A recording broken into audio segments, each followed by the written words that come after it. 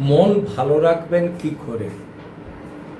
মন এমন একটা জিনিস যেটা আমাদের সবচেয়ে গোটা শরীরকে যেটা কন্ট্রোল করে। এবং কিভাবে কন্ট্রোল করে? মন যদি খারাপ হয় আমাদের কোনো কাজে মন বসে না, ভুল ভ্রান্তি হয়, আমরা এক করতে যে আরেক করে ফেলি। আবার মন যদি ঠিক থাকে, যে কাজটা আমরা আজকে করতে পারবো না মনে করেছি সেটা কিন্তু খুব সহজেই হয়ে যায়। অতএব মনকে ঠিক রাখতে গেলে আমাদের কি করা বাঞ্ছনীয়? আমাদের প্রথমেই দেখতে হবে মন খারাপের জায়গাগুলো কোথায়। সেই জায়গাগুলোকে প্রথমেই আমাদেরকে ডিকটেট করে নিতে হবে, খুঁজে নিতে হবে। যেখানে গেলে আমাদের মন খারাপ হবে, যেখানে যাবার ফলে আমাদের মনের উপর চাপ হবে, যে কাজ করতে যে আমরা করতে পারবো না বলে মন খারাপ হবে, এই জায়গাগুলো থেকে আমাদের সরে আসা দরকার।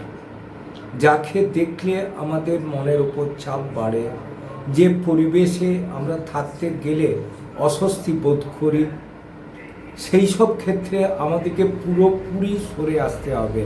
এবং আমাদের সবচেয়ে যেটা প্রয়োজনীয় জিনিস, আমরা যেমন সরে আসব, সেই সরে আসার থেকে আমরা সেই জিনিস মনের ভেতরে ঠাঁই দেবো না।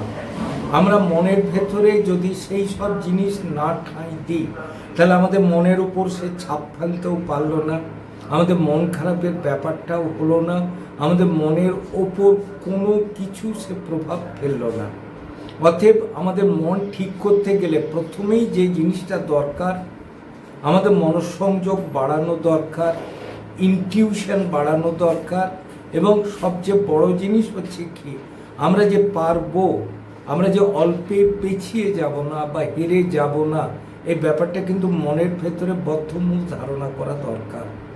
যদি আমরা এই পয়েন্টগুলো ধরে থাকি, যদি মনে জোর করি, সেক্ষেত্রে কিন্তু আমরা বেরিয়ে আসতে পারবো। যেমন রবার্ট ব্রুস যুদ্ধে হেরেছেন, 5-6 বার হেরে গেছেন, শেষে পাহাড়ের গুহায় বসে আছেন, যে দেখছেন যে একটা মাকড়সা বারবার পড়ে যাচ্ছে, কিন্তু সে হাল ছেড়ে দেয়নি। সে কিন্তু দেখা গেল 10 থেকে 12 বারের মাথায় উঠতে পারলো। তখন ব্রুস মনে করলেন যে আমার তো 5-6 বার হয়েছে, আমি আরেকবার করে দেখি না যুদ্ধ। তিনি যুদ্ধ করলেন, কিন্তু জিতে গেলেন। অতএব বলা যেতে পারে যে মন এমন একটা জিনিস, আপনি মনকে যদি তৈরি করেন যে আমি পারবই, সেটা কিন্তু করা সম্ভব।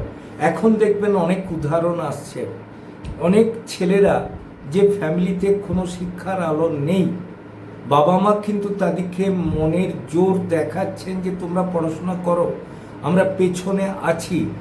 সেক্ষেত্রে কিন্তু তারাই কিন্তু খুব ভালো ভালো পোস্টে চলে যাচ্ছে, ভালো ভালো শিক্ষার অঙ্গনে তারা দাঁড়াতে পারছে।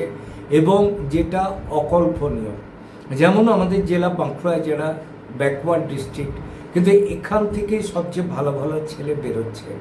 সেটা কেন? মনের জোরের জন্য। কেউ গানে বেরোচ্ছে, কেউ আঁকাতে বেরোচ্ছে, কেউ পড়াশোনাতে বেরোচ্ছে, কেউ স্পেস রিসার্চেও বেরোচ্ছে।